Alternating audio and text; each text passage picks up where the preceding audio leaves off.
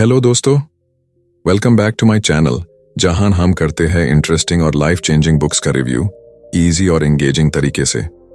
आज की वीडियो में बात करेंगे एक ऐसी किताब की जो आपकी लाइफ को एकदम नेक्स्ट लेवल पे ले जा सकती है।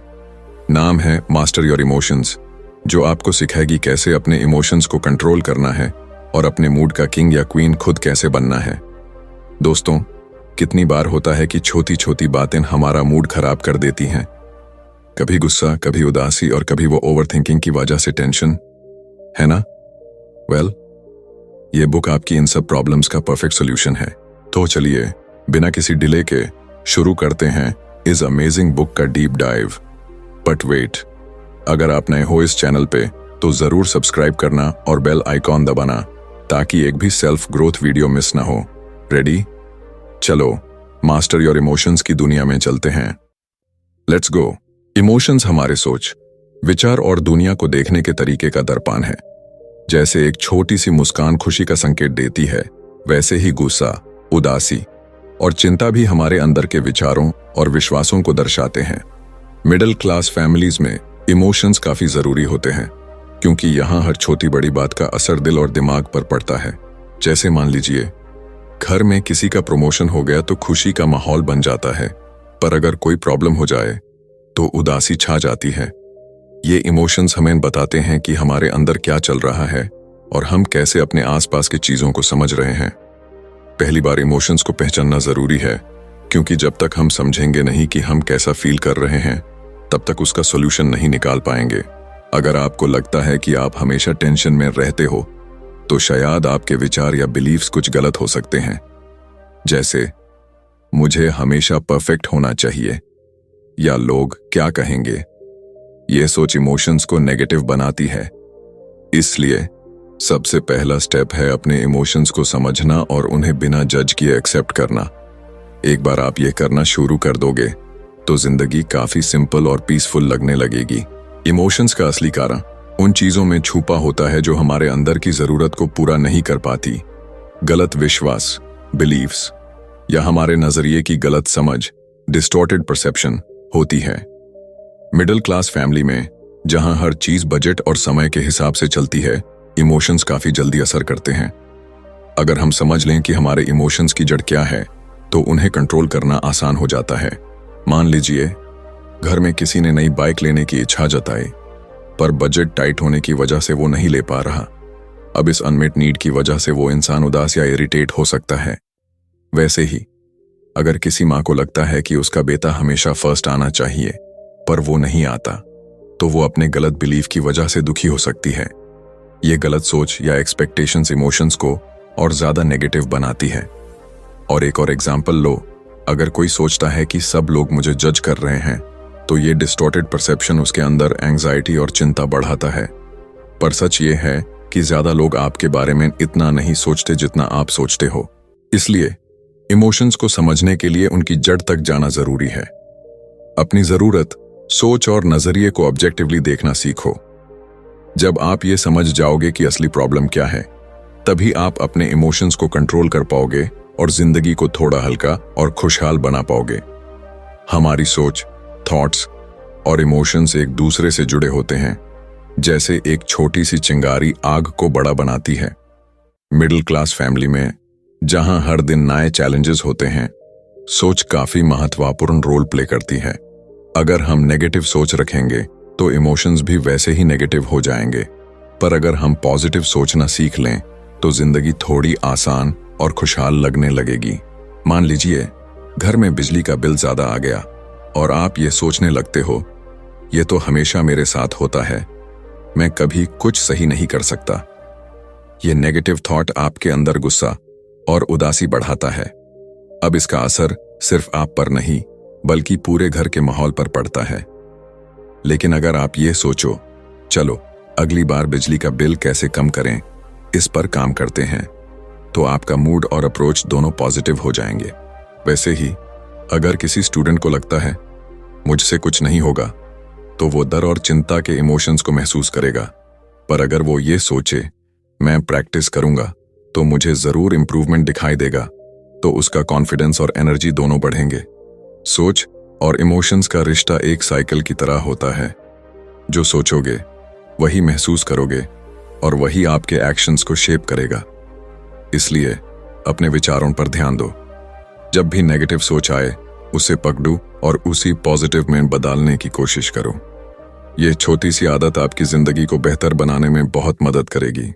बाहर की घटनाएं, एक्सटर्नल इवेंट्स आपके इमोशंस का असली कारण नहीं होती, बल्कि आपका उन घटनाओं को समझने का तरीका उन इमोशंस को जन्म देता है। मिडिल क्लास फैमिली में जहां हर दिन कुछ ना कुछ अनएक्सपेक्टेड होता है, कभी खर्च ज्यादा, कभी किसी की हेल्थ इश्यू, वहीं इमोशनल ट्रिगर्स काफी कॉमन होते हैं। पर अगर आप अपनी सोच को रिफ्रेमिंग करना सीख लो तो ये ट्रिगर्स आपको इतना डिस्टर्ब नहीं करेंगे। मान लीजिए घर में किसी का फोन गिर कर टूट गया और आप ये सोचने लगते हो, मुझसे हमेशा गलतियां होती हैं, मैं कितना केयरलेस हूं। यह सोच आपके अंदर गिल्ट और फ्रस्ट्रेशन को बढ़ाता है। लेकिन अगर आप सिचुएशन को रिफ्रेमिंग करके देखो, जैसे फोन टूट गया पर शुक्र है कि कोई चोट नहीं लगी, मैं अगली बार और केयरफुल रहूंगा, तो आपका मूड और पर्सपेक्टिव दोनों बेटर हो जाएंगे। वैसे ही मान लीजिए किसी को लगता है कि उनका बॉस उनसे हमेशा नाराज रहता है। अब ये सोच उन्हें एंग्जाइटी और स्ट्रेस का शिकार बनाती है। पर अगर वो ये समझ लें कि शायद बॉस का मूड उनकी पर्सनल लाइफ की वजह से खराब है, तो उनका स्ट्रेस कम हो सकता है। इमोशंस को ट्रिगर होने से रोकने का सबसे अच्छा तरीका है सिचुएशन को अलग नजरिए से देखना।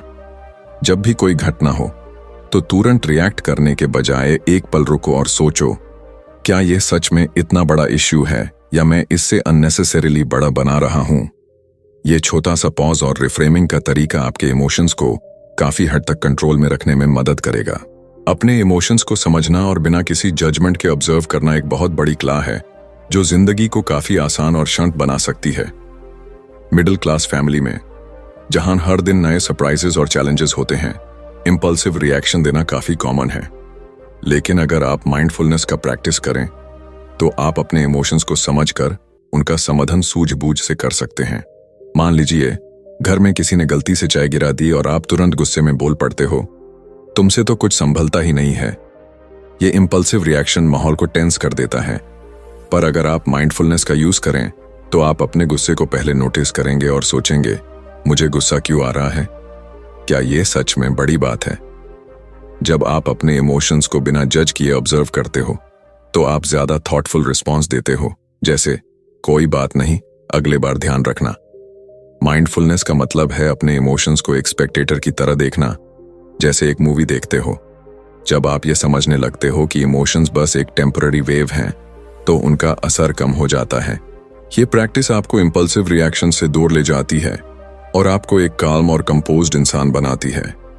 मिडिल क्लास लाइफ में जहां हर दिन का स्ट्रेस और प्रेशर होता है, माइंडफुलनेस एक टूल की तरह काम करता है। छोटी छोटी बातों पर रिएक्ट करने के बजाय एक मोमेंट के लिए रुको, अपने इमोशंस को समझो और फिर रिस्पॉन्ड करो। यह आदत न सिर्फ आपके इमोशंस को कंट्रोल में रखेगी, बल्कि आपके रिलेशनशिप्स और घर के माहौल को भी ज्यादा सुकून भरा बनाएगी। जो कंट्रोल में है उस पर ध्यान दो। जिंदगी में हर चीज हमारे कंट्रोल में नहीं होती, पर हमारे एक्शंस, थॉट्स और एटीट्यूड हमेशा हमारे हाथ में होते हैं। मिडिल क्लास फैमिली में जहां हर दिन नए चैलेंजेस और एक्सपेक्टेशंस का सामना करना पड़ता है, इस बात को समझना और अपनाना काफी जरूरी है।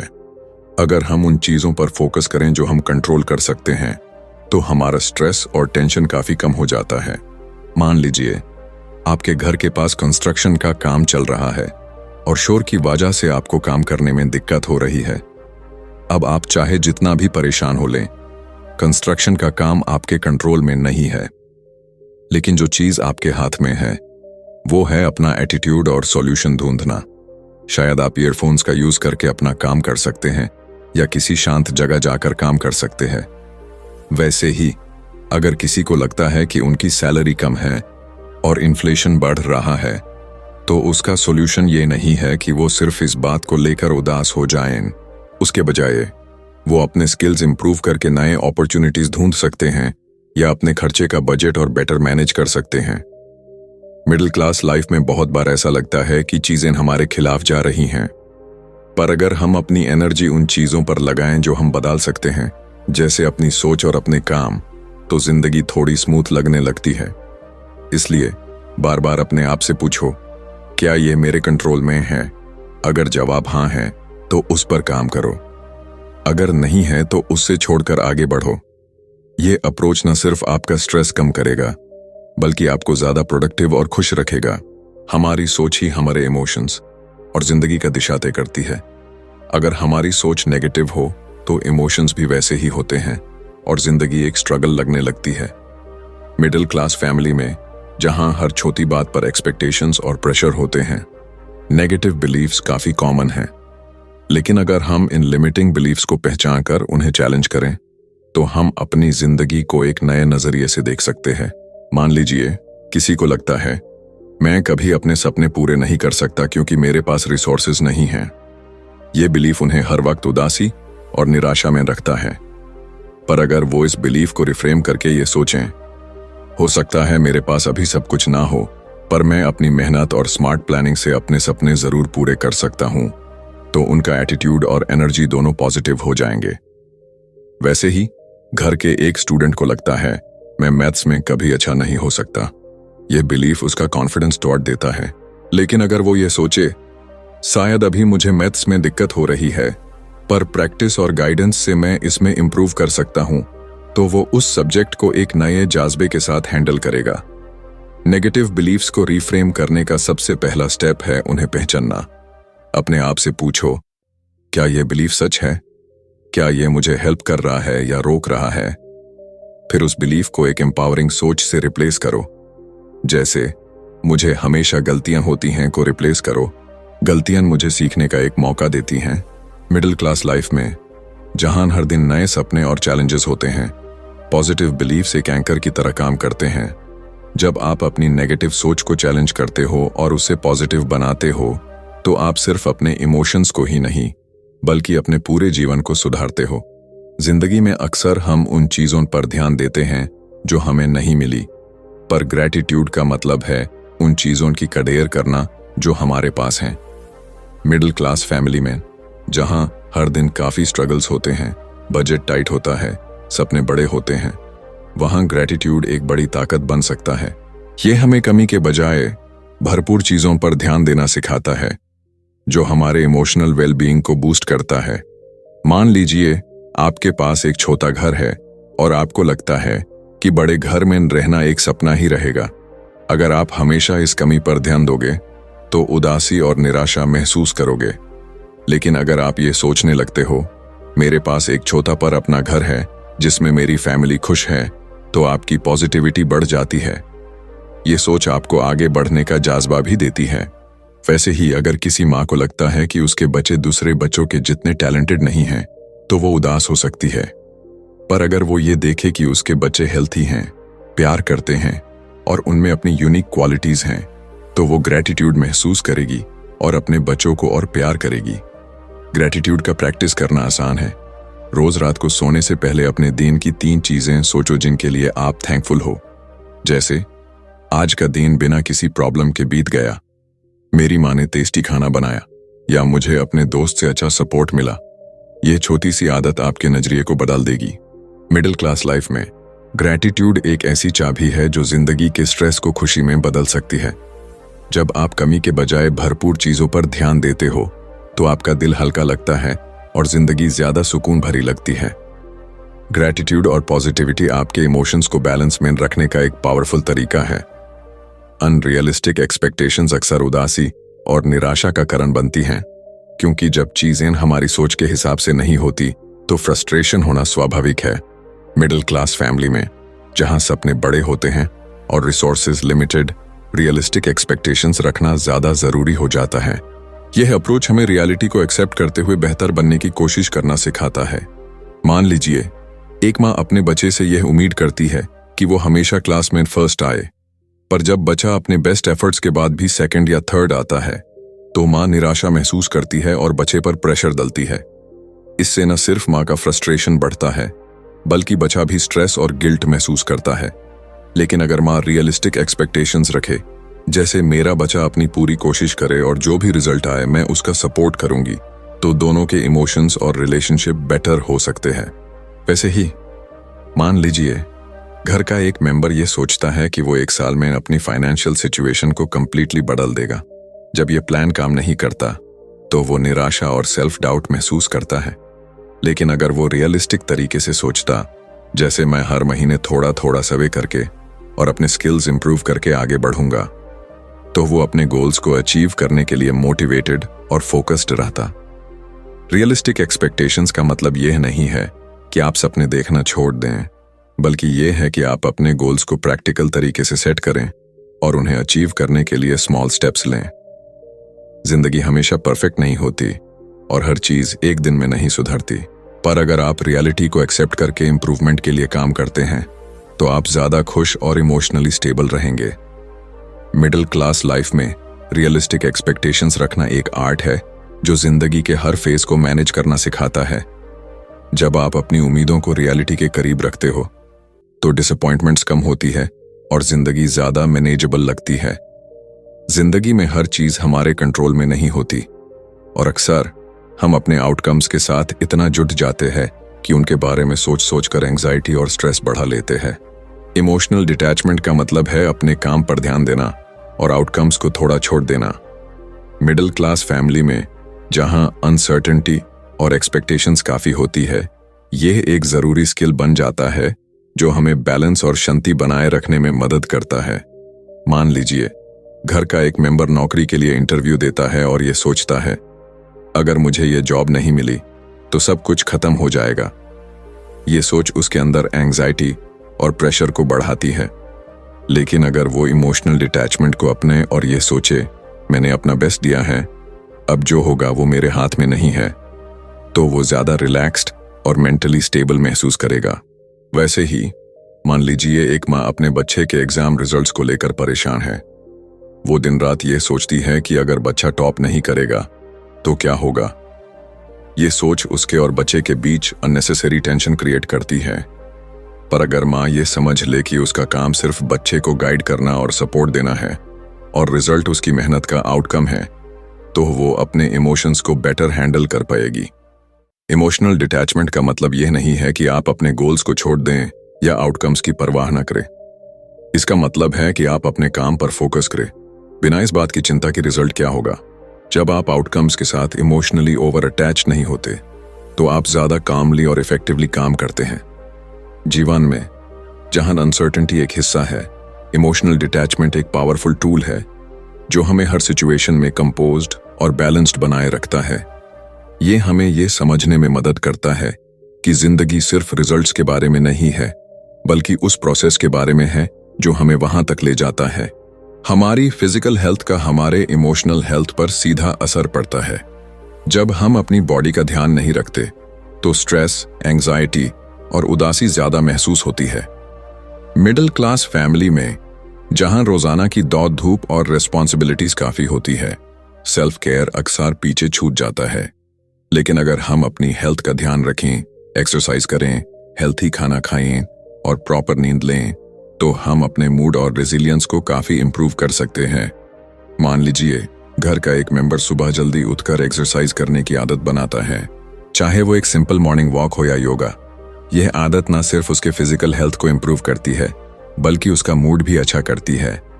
रेगुलर एक्सरसाइज से स्ट्रेस हार्मोन्स कम होते हैं और फील गुड हार्मोन्स बढ़ते हैं, जो इमोशनल बैलेंस बनाए रखते हैं। वैसे ही अगर फैमिली का खाना हेल्थी और न्यूट्रिशियस हो, जैसे घर का बना खाना, सब्जियां और फ्रूट्स, तो एनर्जी लेवल्स और मूड दोनों बेटर होते हैं। लेकिन अगर हम फास्ट फूड और अनहेल्थी स्नैक्स पर ज्यादा डिपेंड करें तो ये न सिर्फ बॉडी को हार्म करता है, बल्कि इमोशनल हेल्थ पर भी बुरा असर डालता है। नींद भी सेल्फ केयर का एक जरूरी हिस्सा है। अगर आप रात को प्रॉपर 8 घंटे की नींद नहीं लेते तो आपका मूड चिड़चिड़ा हो सकता है और डिसीजन मेकिंग कैपेसिटी भी कम हो जाती है। जहां हर दिन काफी डिमांड्स होती है, प्रॉपर रेस्ट लेना और अपने बॉडी को रिचार्ज करना बहुत जरूरी है। सेल्फ केयर प्रैक्टिसेस न सिर्फ आपकी फिजिकल हेल्थ को इंप्रूव करती है, बल्कि आपको इमोशनली स्ट्रांग बनाती है। जब आप अपने लिए टाइम निकालते हैं और अपनी हेल्थ का ध्यान रखते हैं, तो आप जिंदगी के हर चैलेंज का बेटर तरीके से सामना करते हैं। इसलिए अपने बिजी स्केड्यूल में से थोड़ा टाइम निकालकर अपने लिए इन्वेस्ट करना सीखें। यह सिर्फ आपके लिए नहीं, बल्कि आपके पूरे परिवार के लिए भी बेनिफिशियल होगा। तो दोस्तों, ये थी मास्टर योर इमोशंस की जर्नी। आपने देखा कैसे ये बुक हमें सिखाती है अपने इमोशंस को समझना और कंट्रोल करना, ताकि हम अपनी लाइफ को और प्रोडक्टिव और पॉजिटिव बना सकें। अगर आपको यह रिव्यू हेल्पफुल लगा तो वीडियो को एक थम्स अप देना ना भूलना और कमेंट्स में जरूर बताना कि आपको बुक का सबसे इंटरेस्टिंग पॉइंट क्या लगा या कौन सी सिचुएशन में आप अपने इमोशंस को मास्टर करना चाहेंगे। आज से अपने इमोशंस का बॉस बनने की जर्नी शुरू करो। अब अगली बार मिलेंगे एक और धमाकेदार बुक रिव्यू के साथ। तब तक के लिए टेक केयर, स्टे मोटिवेटेड, अपने इमोशंस को कंट्रोल करो, इमोशंस से कंट्रोल होने मत दो। मिलते हैं नेक्स्ट वीडियो में।